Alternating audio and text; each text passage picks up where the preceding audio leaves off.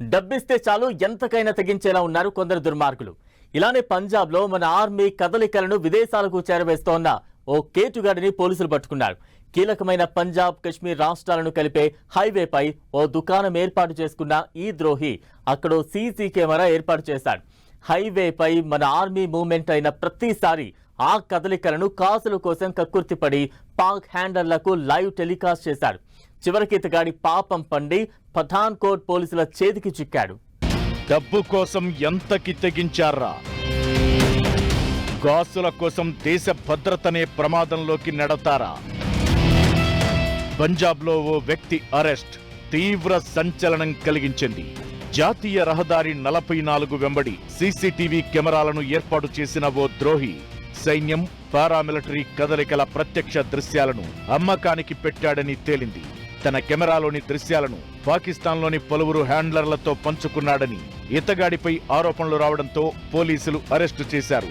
సున్నితమైన విషయం కావడంతో ఈ కేటుగాడి వివరాలు ఏవి పోలీసులు బయటకి పొక్కనీయలేదు. పఠాన్కోట్ జిల్లాలోని జగ్దరివాల్ గ్రామానికి చెందిన బల్జీత్ సింగ్ అలియాస్ బిట్టు అనే నిందితుడిని పఠాన్కోట్ పోలీసుల క్రైమ్ ఇన్వెస్టిగేషన్ ఏజెన్సీ అరెస్టు చేసింది.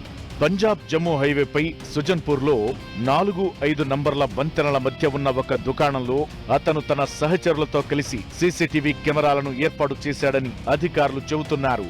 పంజాబ్ జమ్మూలను కలిపే వ్యూహాత్మకమైన ముఖ్యమైన రహదారిపై ఇతను దుకాణం ఏర్పాటు చేసుకోవడం వెనుక కుట్ర ఉందనే పోలీసులు అనుమానిస్తున్నారు. భద్రతా దళాల కదలికలను పర్యవేక్షించడానికి సీసీ కెమెరాలను అమర్చి వాటిని ప్రత్యక్ష ప్రసారాల ద్వారా ఇతరులకు విక్రయిస్తున్నట్లు పోలీసులు ఆరోపించారు.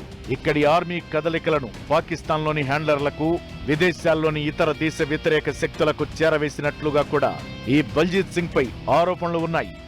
పంజాబ్ పోలీసులు బల్జీత్ సింగ్ ను అరెస్టు చేసిన తరువాత ఇంకా దేశంలో ఇలాంటి బద్మాష్ గాళ్లు ఎంతమంది ఉన్నారోనే ఆందోళన ప్రారంభమైంది.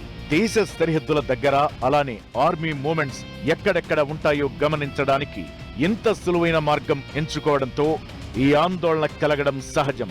క్లోజ్డ్ సర్క్యూట్ కెమెరాలను అమర్చుకోవడానికి స్థానిక పోలీసుల పర్మిషన్ అవసరం. అయినా కూడా సీసీ కెమెరాలను అమర్చడానికి ఈ బల్జీత్ సింగ్ కి ఎలా అనుమతి దక్కిందనే సంగతి కూడా పోలీసులు తేల్చబోతున్నారు.